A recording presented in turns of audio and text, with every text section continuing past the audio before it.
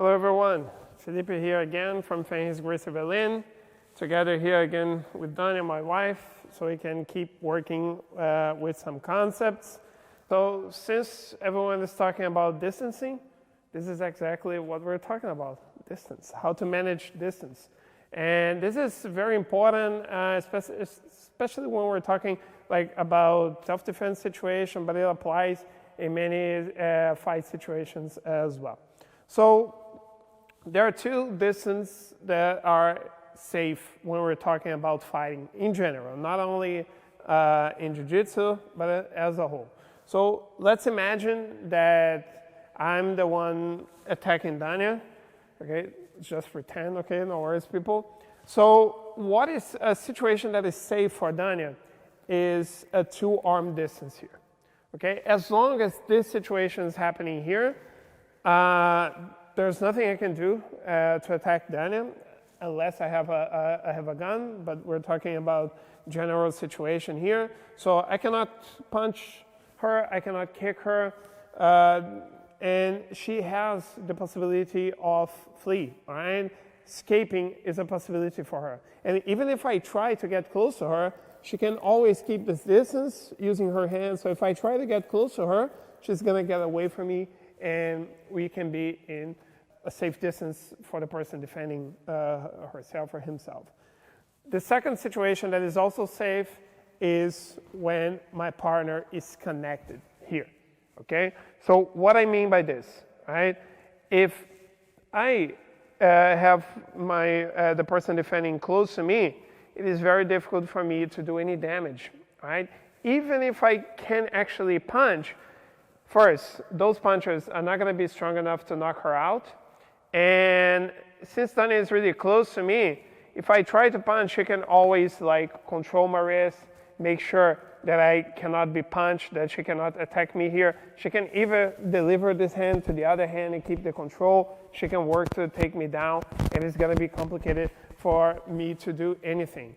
The difficult situation for her is if we are one arm distance here. And that's why if you guys see yourselves in a situation like this, in a situation that someone is trying to attack you, and there's one arm distance situation where I can punch her, I can kick her, make sure you protect yourselves, and if you can run, that's an option, but let's say you can, make sure you connect yourself as fast as possible, making sure that you have the control of your opponent to bring it down or to prevent him or her from punching or kicking you in a situation like this, all right?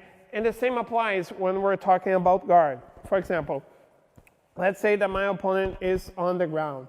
Situation, what Dania is doing is using her legs to maintain distance. As long as she has her feet up, we're always in this situation where even if I come close to her, she can use her legs on my legs to prevent me from coming to her. You guys probably see that often in MMA, in a situation in which one is on the ground and the other one is controlling. And even if I go away from her and I try to go to her side, she can use the hips to keep the distance. So that's a very safe situation for her. What she has to be scared of is situation in which I remove her legs, and that's why we already talked about hip escapes and situations like this, in which she is going to do the hip escape to maintain the distance, and a situation in which I get close to her, for example, a close guard situation. Because if I'm here, you guys probably saw that in MMA a lot, I can start punching her as well.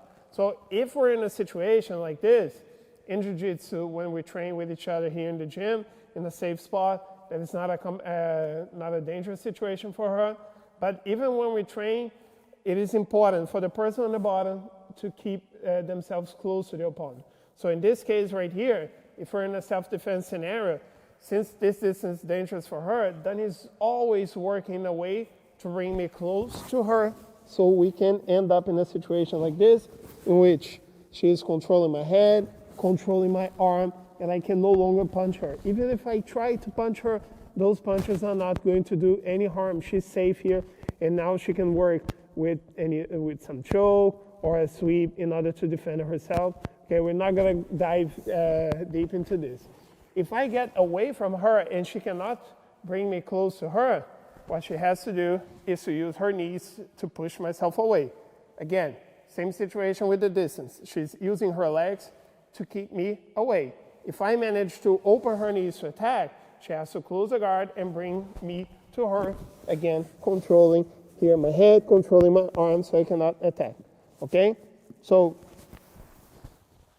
very important, people, is when we're talking about fighting, is to manage distance. Okay? So you guys know when to attack, when to defend, and because dealing with distance is one of the things that we have to do from white belt to black belt, on the street, on a tournament. So it's very important for us to have this idea. Okay? Hope you guys have enjoyed. Hope you guys are safe. Thank you very much, Daniel, for the help again. Hope to see you all soon. Take care, people. Bye-bye.